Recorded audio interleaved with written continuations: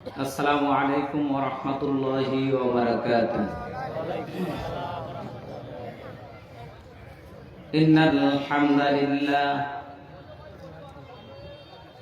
হামদালিল্লাহি রাব্বিল আলামিন ওয়াল আকিবাতু লিল মুত্তাকিন ওয়াস সালাতু ওয়াস সালামু আলা সাইয়্যিদিল মুরসালিন ওয়া আলা আলিহি ওয়া আসহাবিহি আজমাইন। فقد قال الله تعالى في كلامه المجيد। সকলে আমার সঙ্গে জবান খুলে তেলাওয়াত করুন। আউযু বিল্লাহি মিনাশ শাইতানির রাজিম। বিসমিল্লাহির রাহমানির রাহিম।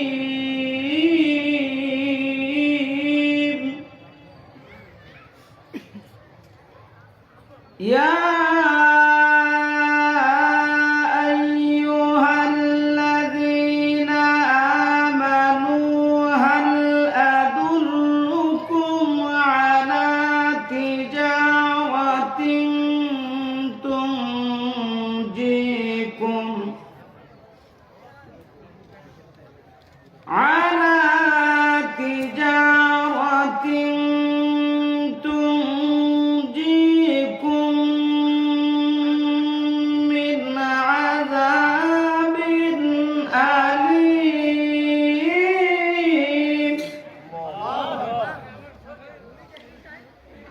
تؤمنون بالله ورسوله وتجاهدون في سبيل الله تؤمنون بالله ورسوله وتجاهدون في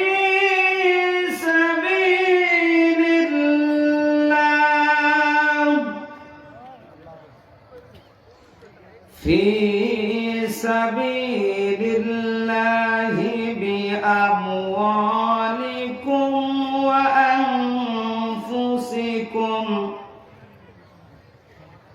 ذلكم خير لكم إن كنتم تعلمون.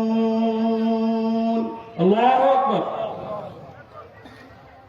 يغفر لكم ذنوبكم ويدخلكم جنات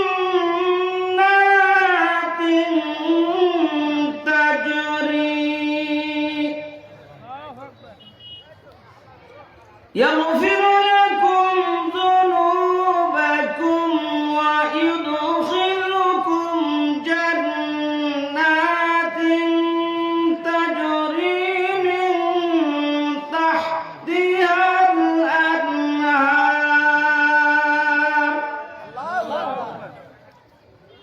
ومساكن طيبة في جنات عدن ذلك الفوز العظيم. الله أكبر. وأخرى تحبونها نصر من الله وفتح قريب وبشر المؤمنين.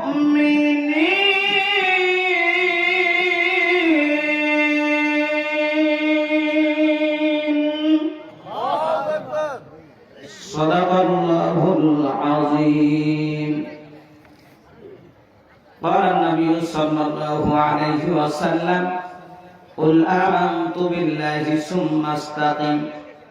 وقال في شان رسول الله صلى الله عليه وسلم إن الله وملائكته يصلون على النبي يا أيها الذين آمنوا صلوا عليه وسلموا تسليما درود شريف اللهم صل على محمد وعلى آل محمد كما صليت على إبراهيم وعلى آل إبراهيم إنك حميد مجيد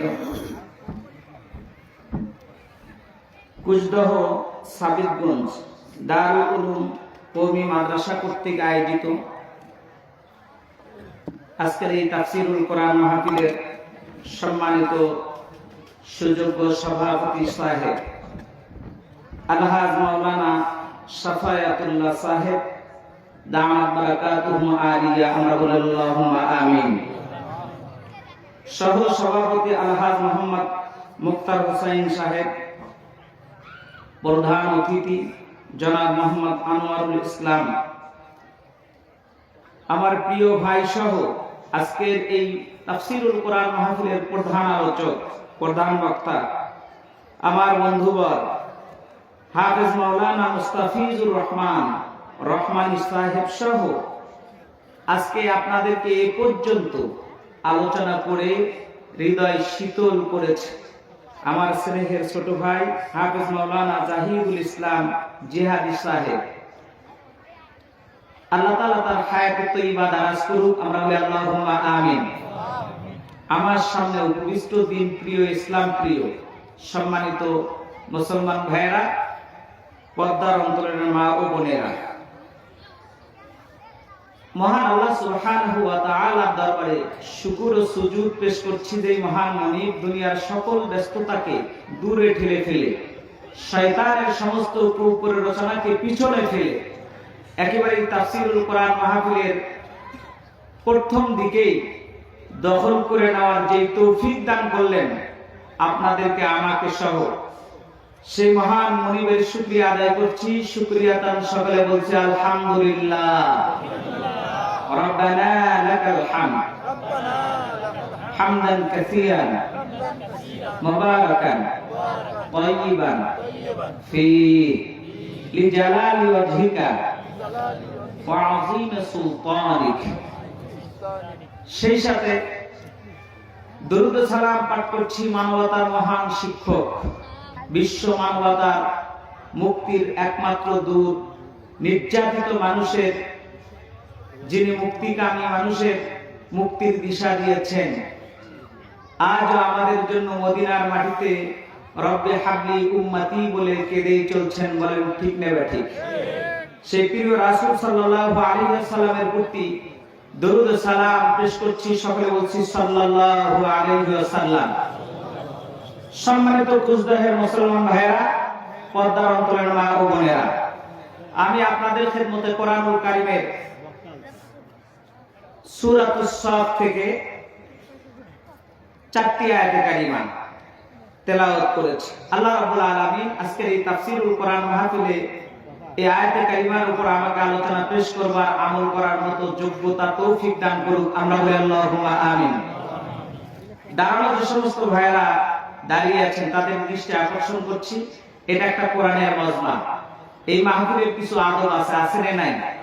এইজন্য দাঁড়ানোটা এটা দৃষ্টিকটু। সামনে অনেকগুলো জায়গা আছে, আমি আপনাদের যেহেতু মেহমান উদাত্ত আহ্বান জানাচ্ছি, ফাঁকা জায়গাগুলো খুব দ্রুত আমরা পূরণ করব ইনশাআল্লাহ। আল্লাহ আপনাদেরকে এই মজমায় বসার মতো তৌফিক ইনায়েত করুক, আমরা বলি আল্লাহুম্মা আমিন। সম্মানিত ভাইরা আমার, কোন সূরা থেকে তেলাওয়াত হয়েছে? সূরাতুস সাফ।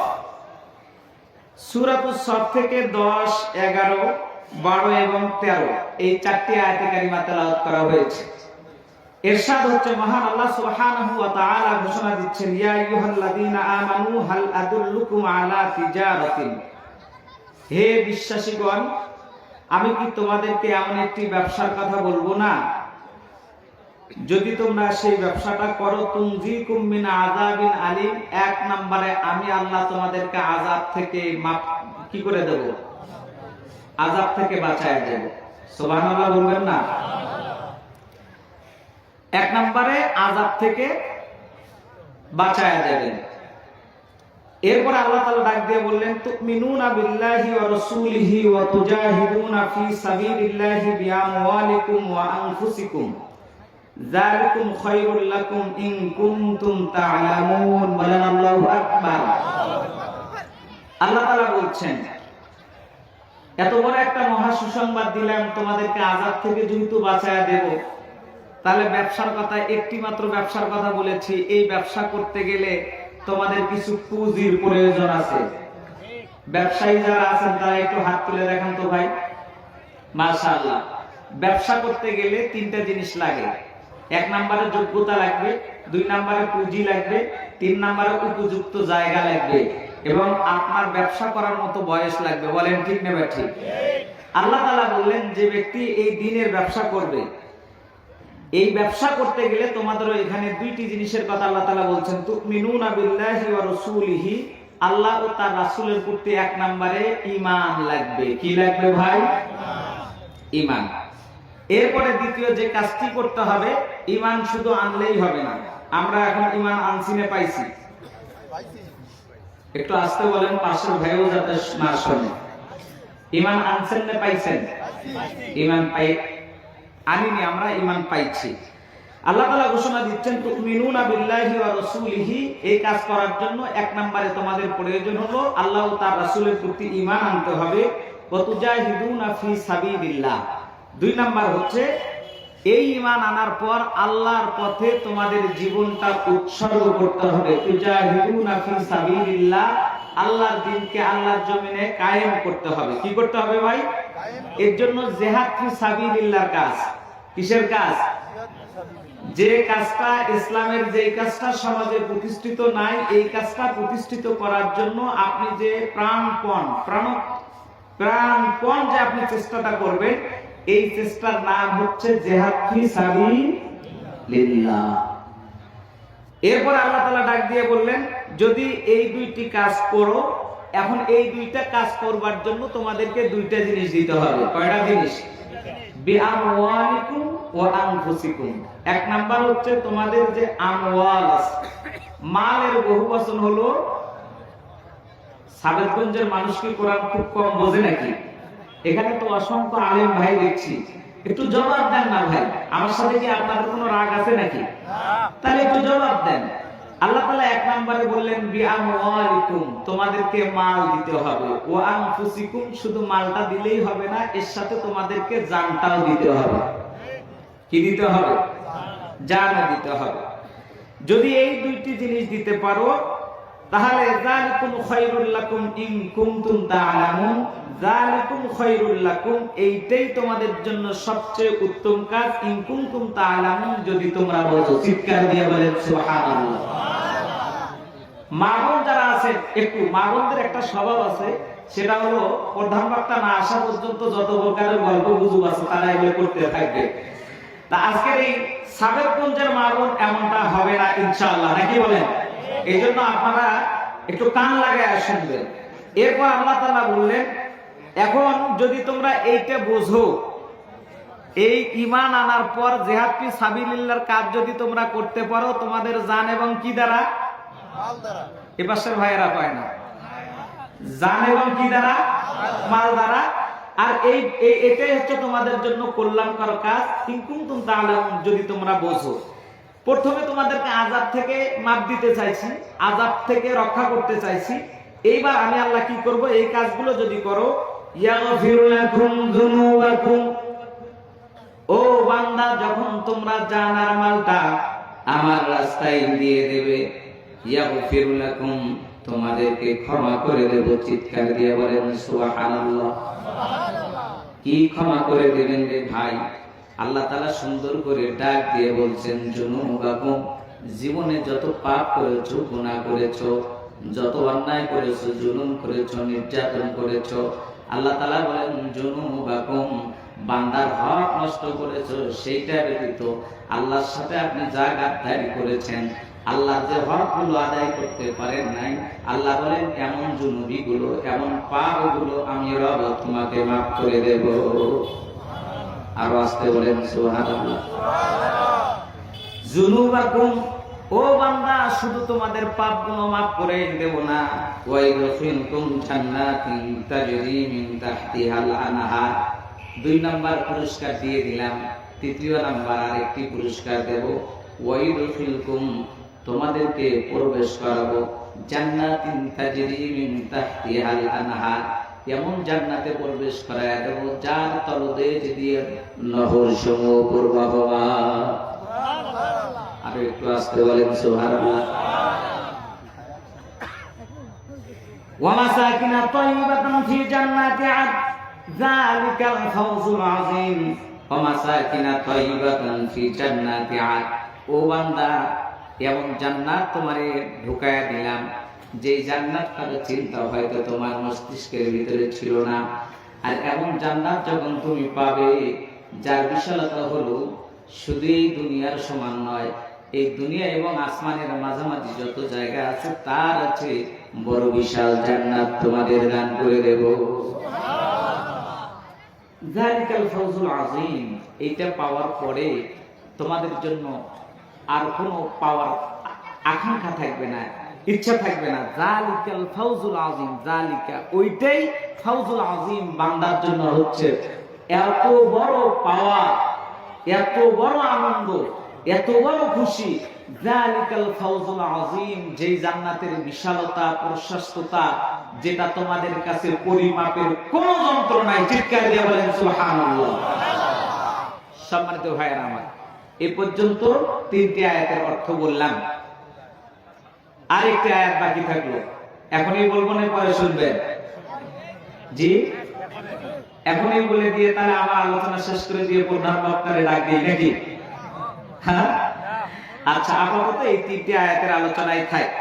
এখন যেহেতু তাফসীরুল কোরআন মাহফিল, আমরা তাফসীর শোনার জন্য এখানে এসে বসেছি, বলেন ঠিক না ভাই?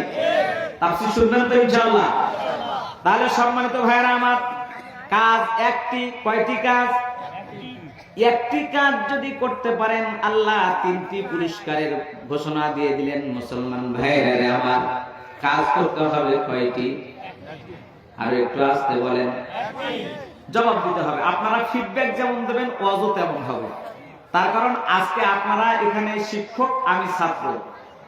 শিক্ষকদের কাজ হলো ছাত্রকে বুঝাইয়া দেওয়া, নাকি বলেন? এখন আপনারা যদি আমাকে না বুঝাইয়া দেন তাহলে আমি ওয়াজের ফিডব্যাক বুঝবো নাকি? বুঝতে পারবো কি? এই জন্য মহান আল্লাহ খুব সুন্দর করে আমাদেরকে তাফসীর করে শোনাচ্ছেন। বান্দা একটি কাজ করবে, আমি আল্লাহ তোমাদেরকে 3টি পুরস্কার দেব। 1 নাম্বার আযাবুন আলীম। এই সূরা সাফ যখন অবতীর্ণ হলো, কোন সময় অবতীর্ণ হলো? আল্লাহর নবী মুহাম্মদুর রাসূলুল্লাহ সাল্লাল্লাহু আলাইহি ওয়াসাল্লাম। আল্লাহ রাসূলের নাম শুনলে কি বলবেন ভাই? একটু বলেন না, সাল্লাল্লাহু আলাইহি ওয়াসাল্লাম। আল্লাহ রাসূলের উপর দরুদ শরীফ পড়া, একবার পড়া ওয়াজিব। একবার পড়া কি? আর নাম শুনলে বারবার করবেন। আল্লাহ রাসূল সাল্লাল্লাহু আলাইহি ওয়াসাল্লামের নাম শোনার পর যখন আপনি বারবার সাল্লাল্লাহু আলাইহি ওয়াসাল্লাম বলবেন, আল্লাহ আপনার উপর 10টি করে রহমত অবতীর্ণ করতে থাকবে। বলেন আল্লাহু আকবার। কি মহান মানব আমরা পেয়েছি, রাসূল আমরা পেয়েছি, যার নাম শুনলেও সওয়াব, পড়লেও সওয়াব, তার নামের প্রশংসা করলেও সওয়াব। বলেন ঠিক না ঠিক? সম্মানিত ভাইরা, মহান আল্লাহ সুবহানাহু ওয়া তাআলা সুন্দর করে ডাক দিয়ে বলছেন, এই সূরাতুস সাফ ওই সময় অবতীর্ণ হলো। আপনাদের মতো একদল সাহাবী এরকম বসে আছে, তারা বলাবলি করতে লাগলো যে আমরা এমন একটি কাজ যদি পাইতাম, যেই কাজ পাইলেই, যেই কাজটা করলেই সেই কাজের মাধ্যমে আল্লাহকে আমরা সন্তুষ্ট করে জান্নাত আমরা লাভ করতে পারতাম। বলেন সুবহানাল্লাহ। নবী করিম সাল্লাল্লাহু আলাইহি সাল্লাম তাদের এই আলোচনা শোনার পর তিনি এক এক করে সাহাবীদেরকে যখন ডাকতেছিলেন, তাফসিরে মাযহারি, তাফসিরে মারিফুল কোরআন, তাফসিরে বাইজাবি সহ তাফসিরে ইবনে কাসির, যত তাফসির আছে সমস্ত তাফসিরের ভিতরে লেখা হয়েছে যে বিশ্বনবী সাল্লাল্লাহু আলাইহি ওয়াসাল্লাম তাদেরকে যখন ডাক দিয়ে বললেন, তোমরা কি নিয়ে আলোচনা করতেছিলে? সাহাবা আজমাইন যখন বলতেছিল, ইয়া রাসূলুল্লাহ, আল্লাহ আমাদেরকে এমন একটি কাজ দেখ, যে কাজটা করলেই আমরা আল্লাহর জান্নাতে সরাসরি প্রবেশ করতে পারবো। সুবহানাল্লাহ। এই আলোচনা শোনার সাথে সাথে আল্লাহ রাব্বুল আলামিন সূরাতুস সাফের এই 10 থেকে শুরু করে বা সূরাতুস সফ গোটাটাই আল্লাহ তাআলা তার রাসূলের উপর অবতীর্ণ করলেন। চিৎকার দিয়ে বলেন সুবহানাল্লাহ। তাহলে এই সূরা অবতীর্ণের যে প্রেক্ষাপট শানে নুজুল সেটা আমাদের জানা হলো ইনশাআল্লাহ। মনে থাকবে তো ভাই ইনশাআল্লাহ। কখন অবতীর্ণ হলো? যখন আপনাদের মতো কিছু সাহাবী আলোচনা করতেছিলেন যে আমাদেরকে এমন একটি কাজের কথা বলা হোক যে কাজটা করলেই আমরা সরাসরি কোথায় যাব? জান্নাতে যাব। এই কথা যখন বললেন আল্লাহ রাব্বুল আলামিন তখন ডাক দিয়ে বললেন, ওগো নবীজি আপনি আপনার উম্মতকে জানিয়ে দিন, ইয়া আইয়ুহাল্লাযীনা আমানু, হে বিশ্বাসীগণ তোমরা যারা তোমাদের রবের প্রতি ঈমান এনেছো। এখন আমার প্রথম প্রশ্ন হলো, ঈমান আনছি না পাইছি? জবাব সবার হলো না। ঈমান আনছি না পাইছি? বিয়ে করছেন না করাইছে? হ্যাঁ করছেন? বিয়ে করছেন কারা কারা একটু হাত তোলেন তো। আর ভাই হাত তোলেন না, শরম কিসের আছে? আর যারা হাত তুললেন না, অনেক যুবক এখানে আছে, যুবকদেরও কিছু আলোচনা আছে। কলিজার টুকরা সোনামণিরা তোমরা বসে পড়ো। বিয়ে আপনারা করছেন না করাইছে? দুই গ্রুপ হয়ে গেছেন। কেউ বলছে বিয়ে করাইছে, আবার কেউ বলছেন বিয়ে করছি। হ্যাঁ করাইছে তারপর ভেজাল, বিয়ের মধ্যেও ভেজাল ঢুকে গেছে। ভাই যাদের বিয়ে এখনো হয় নাই, বিয়ে যারা করছেন আজকে যা বিয়ে তারা করে, স্ত্রীদের সামনে বসায় কিছুক্ষণ বলেন বিয়ে করানোর কি দরকারটা ছিল? তুমি তো এক জায়গায় ছিলে, আমি তো আর এক জায়গায় ছিলাম, তাই তুমি তো আমার কবুলটা শুনো নাই, আমি তো তোমার কবুলটা শুনো নাই, তুমি তো তোমার জায়গায় কবুল করছো নাকি বলে? যেহেতু বিয়ে করাইছে, বিয়ে করেন নাই করাইছে, এই জন্য বিয়েটা আজকে আগের বিয়েটা এখন একটু করে ঝালাই করে নেই। তুমি আমার সামনে বসে কিছুক্ষণ কবুল কবুল করো, আমিও কিছুক্ষণ কবুল কবুল করি, তাহলে বিয়েটা করে ফেলি নাকি বলে? সম্মানিত ভাইরা আমার, বিয়ে করাই নাই, বিয়ে করছেন, বিয়ে করছেন, বিয়ে করছি আমরা। বিয়ে যে শর্তে করলাম সেটা হলো বিয়েতে কবুল বললাম কয়বার? যখন আপনাকে জিজ্ঞেস করা হলো অমুকের মেয়ে অমুক, তুমি তারে কবুল করো, আপনি বললেন কাবিলতু আলহামদুলিল্লাহ, আমি কবুল করলাম, ঠিক নেবে ঠিক? বিয়েতে কবুল করার পর আপনার স্ত্রীকে বাসায় যখন নিয়ে এসেছেন, কবুল করার পর নিয়ে আসার পর তার ভাত কাপড়, থাকার ব্যবস্থা, বাসস্থান, এগুলো আপনার সবকিছু করতে হয়েছে, বলেন ঠিক নেবে ঠিক? যারা বিয়ে করেছেন তারাও এগুলোর ব্যবস্থা করছেন, ঠিক নেবে ঠিক? আরে ভাই একটু আসতে বলেন, ঠিক নেবে ঠিক? যেহেতু কবুল করে নিয়ে আসছেন, স্ত্রীকে ভাত কাপড় চোপড় দেওয়া আপনাদের জন্য ফরজ না নফল? আরো আসতে বলেন, ফরজ হয়েছে। বিয়ে আপনি স্ত্রীকে বাসায় নিয়ে আসার পর তাকে যেমন ভাত কাপড় চোপড় দেওয়া ফরজ হয়েছে, দেখভাল করা ফরজ হয়েছে, স্ত্রীরও আপনার সংসার দেখাশোনা করা ফরজ হয়েছে, বলেন ঠিক নেবে ঠিক? আল্লাহ তাআলা ডাক দিয়ে বললেন, বান্দা তুমি যখন আমার প্রতি ঈমান এনেছো, ঈমান আনার পর আমার ইসলাম বুঝে তোমার জীবন যাপন করাটাও ফরজ হয়েছে।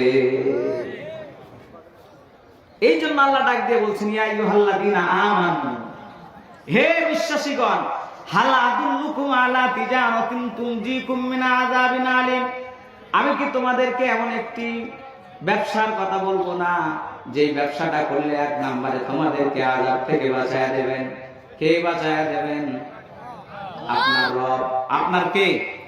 আপনার রব। আপনার রব আপনাকে আযাব থেকে বাঁচায়া দেবেন। কেননা বিয়ে করে বাড়িতে স্ত্রী নিয়ে আসার পর তার জন্য বাসস্থানের ব্যবস্থা করা, কাপড় চোপড় দেওয়া, খাওন দাওন দেওয়া, সব বন্ধ ব্যবস্থা করা একজন স্বামীর জন্য ফরজ হয়েছে। এই কাজটা যেমন ফরজ হয়েছে, ঈমান তো আমরা ওই রকম যদি আনতাম, ঈমান আনলেই আমাদের জন্য ইসলাম অনুযায়ী জীবন যাপন করা ফরজ ছিল, বলেন ঠিক নেবে ঠিক? কিন্তু ঈমান আমরা আনছি না ভাই, পাইছি?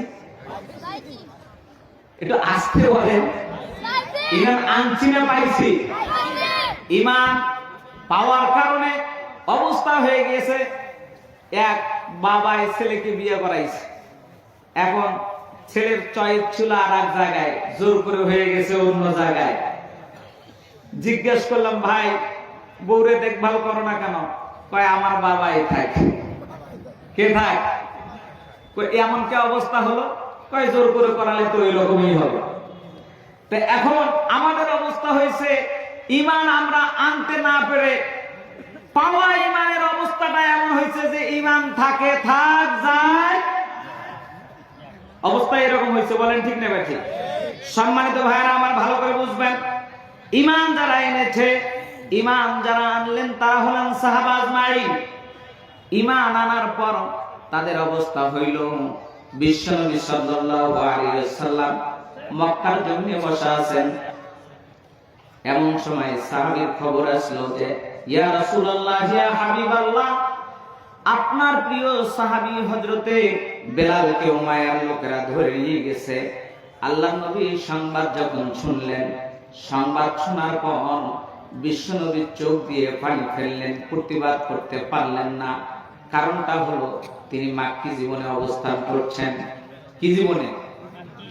কিন্তু সাহাবারা এমন ইমানদার ছিলেন, ঈমান আনার পর তারা জীবন দিয়েছেন কিন্তু ঈমান দেন না। দিয়েছে? আর আমরা ঈমান আনিনি, ঈমান পাইছি।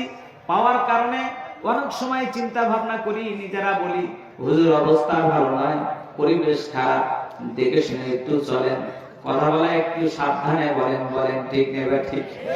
তার মানে ঈমান না এনে ঈমান পাওয়ার কারণে যে অবস্থা হয়। এখন আজকের এই দিনে ঈমান আপনারা আনবেন না ঈমান পাওয়া ঈমান নিয়ে চলবেন? হ্যাঁ, আরো আজকে বলেন, ঈমান আনবেন না পাওয়া ঈমান নিয়ে চলবেন? অবশ্যই ঈমান আনতে হবে। কেন আপনি ঈমান আনবেন? এই জন্য ঈমান আনতে হবে, সাহাবারা ঈমান আনার পর তারা যখন বুঝতে পারছেন এই ঈমানের বদৌলতে আল্লাহ তাআলা জান্নাত দেবেন। কি দেবেন? আচ্ছা, সাবেকগঞ্জের ভাইদেরকে বলছি, সাবেকগঞ্জে এই জায়গার 1 শতক জায়গার দাম কত? কথা বোঝেন নাই? আপনাদের এই সাবেকগঞ্জ, এটা কুচদহর, 1 শতক জায়গার দাম কত? 50,000। এখান থেকে যদি আপনি আফতাবগঞ্জে যায় একটা জায়গা কিনেন, আফতাবগঞ্জের জায়গার দাম কত? 1 লক্ষ, 1.5 লক্ষ, 2 লক্ষ, নাকি বলেন? আচ্ছা, ওই জায়গা যদি আপনি কিনতে যান, আপনি দিনাজপুরে, সেখানে 1 শতক জায়গার দাম কত? 8-10 লক্ষ টাকা।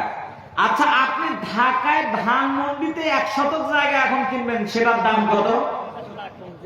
1 কোটি, নাকি বলেন? সম্মানিত ভাইরা আমার, যে লোকটা পরিশ্রম করে 1 কোটি টাকা দিয়ে ঢাকার মতো জায়গায় 1 শতক জায়গা কিনেছে, 2 শতক জায়গা কিনেছে, ওই লোকটা কি ওনার পরিশ্রমের টাকা দিয়ে জায়গা কেনার পর এই জায়গাটা বিক্রি করতে রাজি হবে? কেন রাজি হবে না? কেননা উনি পরিশ্রম করে ওই জায়গাটা কিনছে। ওখানে যদি একটা বিল্ডিং এর উনি চিন্তা ভাবনা করেন, ওই বিল্ডিং যেমন তিনি কি করবেন না, বিক্রয় করতে চাইবেন না, জায়গা বিক্রয় করতে চাইবেন না। আজকে আমরা যারা ওই রকম ঈমানের স্বাদ যদি আমরা বুঝতাম, তাহলে আমাদের জীবন থাকতে আমরা ঈমান দিতাম না। বলেন ঠিক নেবে ঠিক? কিন্তু আজকে তো আমরা ঈমান আনি রে ভাই, ঈমান আমরা পাইছি। ঈমান পাওয়ার কারণে সন্তান তার বাবার কাছ থেকে যে জায়গা পেয়েছে, ধরেন আফতাবগঞ্জে খুব সুন্দর একটা জায়গা পেয়েছে, এই জায়গা পাওয়ার কারণে সন্তানের অবস্থা হচ্ছে এরকম। এখন মাঝে মাঝে সন্তানের কিছুটা নেশা জাগে। কি জানে? নেশা জাগে। এই নেশা জাগার কারণে সন্তান আজকে 1 শতক, কালকে 2 শতক, পরের দিন 5 শতক পর্যন্ত এই বংশ পরম্পরায় জায়গার ওয়ারিশ সূত্রে সম্পত্তির মালিক হওয়ার কারণে জায়গা বিক্রি ফুট হয়েছে। এমন লোক আছে না? মুসলমান আমরা ইসলাম গ্রহণ করার কারণে আমাদের অবস্থা এমন হয়েছে যে আমাদের ঈমান ফৌত হতে হতে, ঈমান বিক্রি করতে করতে আমাদের তফাৎটা ইহুদি, খ্রিস্টান, তারপরে হিন্দু আর বৌদ্ধ, নাসারাদের সাথে আমরা মিলে গেছি। তাদের একটা বিড়ির কাছে বিক্রয় হয়ে যায়, বলছি ভাই তোর বিড়িটা দে, একটা টান মাইরা যায়। বলেন ঠিক না ঠিক? সম্মানিত যুবক ভাইরা, আজকের এই তাফসীরুল কোরআন মাহফিল শুনতে এসেছেন অনেক মুসলমানের সন্তান হয়ে বাহিরে আড্ডা দিচ্ছে, বলেন ঠিক নেবে ঠিক? অবস্থাটা এমন কেন হয়? অবস্থাটা এই জন্য হয়, আজকের মুসলমানদের ইমানটা বিক্রি হয়ে যাওয়ার কারণে মুসলমানদের আর কোরআন ভালো লাগে না, হাদিস ভালো লাগে না, ইসলাম ভালো লাগে না। লাগে? লাগে না। দিল মরে গেছে। আল্লাহ তাআলা এই দিল ঠিক করার জন্য আজকের তেলাওয়াতকৃত আয়াতের ভিতরে সুন্দর করে ডাক দিয়ে বললেন, বান্দারে যদি তোমরা ঈমান এনে থাকো, ইয়া আইয়ুহাল্লাযীনা আমানু হাল আদুল্লুকুম আলা তিজারাতিন তুনজিকুম মিন আযাবিন আলীম। ও বান্দা, তোমরা যদি বাঁচতে চাও, তোমাদের এক নম্বরের কাজ হলো ঈমান তোমাদেরকে আনতে হবে। কেন ঈমান আনতে হবে? ঈমান যদি তোমরা আনো, আমি আল্লাহ রাব্বুল আলামিন তোমাদেরকে আযাব থেকে বাঁচিয়ে দেব। এই ঈমানটা হলো তুমিনুনা বিল্লাহি ওয়া রাসূলিহি। এক নাম্বার ঈমান আনতে হবে আল্লাহ ও তার রাসূলের প্রতি, বলেন ঠিক না ঠিক? আমাদের ঈমানটা এমন অবস্থা হয়েছে, আমরা এমন হয়েছি, আল্লাহ তাআলা অন্য একটা আয়াতের ভিতরে ডাক দিয়ে বলেছেন, ওয়া মিনান নাসি মান ইয়াকুলু আমান্না বিল্লাহি ওয়া বিল ইয়াউমিল আখির ওয়া মা হুম বিমুমিনিন। চিৎকার দিয়ে বলেন আল্লাহু আকবার। ও নবীজি, আল্লাহ বলছেন ওয়া মিনান নাস, মানুষদের মধ্যে এমন কতগুলো মানুষ আছে, ও নবীজি, মান ইয়াকুলু আমান্না বিল্লাহ, তারা মুখে বলে আমরা আল্লাহর প্রতি ঈমান এনেছি, রাসূলের প্রতি ঈমান এনেছি, আখিরাতের প্রতি ঈমান এনেছি, ওয়া মা হুম বিমুমিনিন, কিন্তু তারা মুমিন নয়। তারা কি নয়? তাহলে মুমিন, আমরা যদি মুমিন না হই, হলামটা কি? আমরা হলাম আসলিম, আত্মসমর্পণ করি। আমরা ঠিকই ঈমানের কথা মুখে মুখে বলি, কিন্তু কাজে কর্মে মুনাফিকের চাল চলন ধরে বসে আছি, বলেন ঠিক না ঠিক? আয়াতুল মুনাফিকুনা সালাসাতুন, ঈমানদার ব্যক্তি তো কথা দুই রকম বলতে পারে না। দুই রকম বলতে পারে কি? আরো আসতে বলেন, পারে কি? কথা কাজের গরমিল আমাদের আছে না নাই?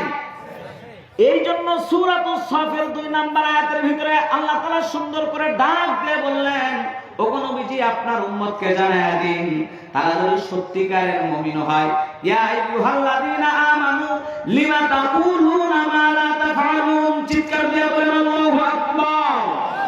ইয়া আইয়ুহাল্লাযীনা আমানু, হে মুমিন ব্যক্তিগণ, তোমরা যারা আল্লাহর প্রতি বিশ্বাস স্থাপন করেছো, রাসূলের প্রতি বিশ্বাস স্থাপন করেছো, ঈমান যারা এনেছো, মা লিমা তাকুলুনা মা লা তাফআলুন, কেন তোমরা এমন করো? তোমরা যেটা করো না সেটা কেন করার কথা বলো, আর যেটা তোমাদেরকে করতে বলা হয় সেটা কেন তোমরা করো না? আজকে আমরা বক্তারা, আমি নিজে দেখেছি, একজন ইমাম সাহেব 30 বছর হলো মসজিদে খতিবগিরি করে, প্রত্যেক রমজান আসলেই ইমাম সাহেব অন্তত পক্ষে একটি মাসালা দেয়, ইতিকাফের মাসালা দেয় কি দেয় না ভাই? দেয় না বলেন? ইতিকাফের মাসালা দেয়। মাসালা দিয়ে ওই ইমাম সাহেব বেটারে আমি ধরলাম যে ভাই 30 বছর হলো আপনি এই আপনার মসজিদে খতিবগিরি করেন, আপনার মুসল্লিকে আপনি ইতিকাফের বয়ান দেন, আপনি কয় বছরে ইতিকাফ করেছেন? কয় ভাই 30 বছরে 1 বছর করিনি, আলহামদুলিল্লাহ। ইমাম সাহেবের এই 30 বছরে ইতিকাফের বয়ান দিয়ে কি ওখানে ইতিকাফ প্রতিষ্ঠিত হবে? আজকে আমরা আলেম যারা হয়েছি, আলেমরা আমরা কোরআনের বিরোধী, আমরা মুখ দিয়ে যা বলি আমরা নিজেরা সেটা আমল করি না, বলেন ঠিক না বেঠে? ওই জন্য আজকের এই আলোচনা থেকে আমাদের অভ্যাস, আমাদের চরিত্র, আমরা নিজেদেরকে আগে পাল্টা নিতে হবে। আমরা যা বলবো তাই করতে হবে, বলেন ঠিক না বেঠে? আল্লাহ রাব্বুল আলামিন সেই জন্য বলেছেন, কাবুরা মাকতান ইনদাল্লাহ আন তাকুলু মা লা তাফআলুন। তোমরা কি জানো না, কাবুরা মাকতান ইনদাল্লাহ, আল্লাহর কাছে এটা কত বড় গুনাহ, কত বড় এটা সাংঘাতিক কথা। মাকতান ইনদাল্লাহ আন তাকুলু মা লা তাফআলুন, তোমরা যারা নিজেরা করো না সেটা কেন অন্যদেরকে করার কথা বলো? আজকে আমরা যারা ঈমান এনেছি, ঈমানের প্রতি যদি আমরা অবিচল থাকতাম, আমরা যদি বলতাম আল্লাহ রাসূল বলেছেন কুল আমানতু বিল্লাহি সুম্মা ইসতাকুম, তোমরা মুখ দিয়ে ওই কথা বলো, কুল হে রাসূল আপনি বলুন আমানতু বিল্লাহ, আমি আল্লাহর প্রতি ঈমান আনলাম, সুম্মা ইসতাকিম, আমি যে ঈমান নিয়েছি সেই ঈমানের উপর আমি অবিচল থাকলাম। সুবহানাল্লাহ। সম্মানিত ভাইরা আমার, আমরা যারা ঈমান আনছি, এই ঈমান আনার পর সেই ঈমানটা আমরা কি করেছি? সেই ঈমানটা আমরা বিক্রয় করে দিয়েছি। সম্মানিত ভাইরা আমার, কিভাবে বিক্রয় করে দেয়? ঈমানের পরীক্ষা হয়। ঈমানের কি হয়? পরীক্ষা হয়। আম হাসিবতুম আন তাদখুলুল জান্নাহ, আল্লাহ রাব্বুল আলামিন বলেন ঈমানের পরীক্ষা হয়। এই জান্নাত যেহেতু আমি তোমাদেরকে দেব, এই জান্নাতের জন্য তোমাদের ঈমানটা পরীক্ষা হবে। কিভাবে পরীক্ষা হবে? এই আয়াতের ব্যাখ্যায় আল্লাহ রাব্বুল আলামিন সূরাতুত তাওবার 111 নম্বর আয়াতের ভিতরে বলেছেন, বান্দারে, যেহেতু তোমাদেরকে আমি আমার পথে জিহাদ করার জন্য, আল্লাহ ও তার রাসূলের প্রতি ঈমান আনার জন্য 1 নম্বরে আযাব থেকে বাঁচায় দেব, 2 নম্বর তোমাদের গুনাহগুলো মাফ করে দেব, 3 নম্বরে তোমাদেরকে জান্নাতের মধ্যে প্রবেশ করায় দেব একটা ব্যবসা করলে। এই